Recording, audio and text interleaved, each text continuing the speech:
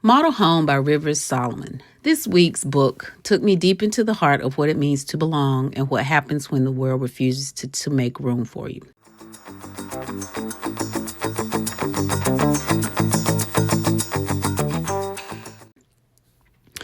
Model Home by Solomon is a haunting, layered story about identity, displacement, and the fragile architecture of family.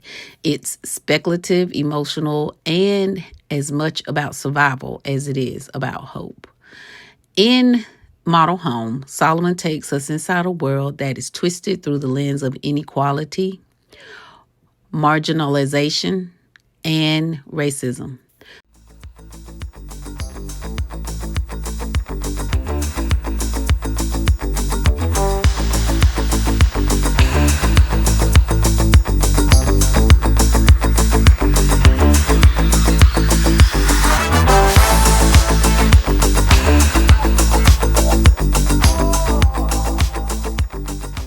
The story follows characters living on the fringes, people who've been left behind by society and forced to build something new from the wreckage.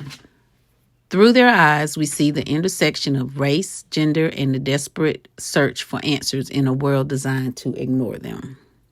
So there are three sisters, Emmanuel, Eve, and Ezra Maxwell, who, when the book opens up, they're living in Europe. I can't remember if it's one or several of them. But anyway, they grew up where their parents lived up north when they were young, but then the parents moved them down to Dallas, Texas, to an affluent neighborhood in which they were the only blacks living there.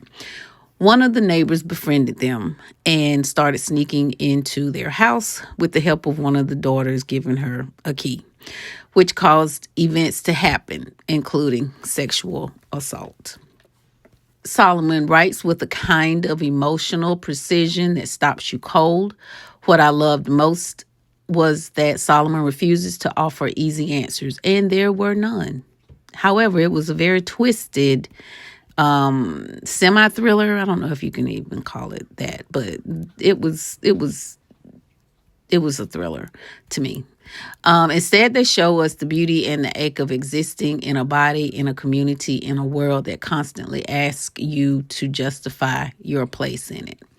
So this book is very uncomfortable in all the right ways. It exposes questions and it transforms. There were some racial events that occurred in this book, and that is discussed in the throughout the novel. If you like to read this book, Model Home, it is 304 pages and 8 hours long. Bye.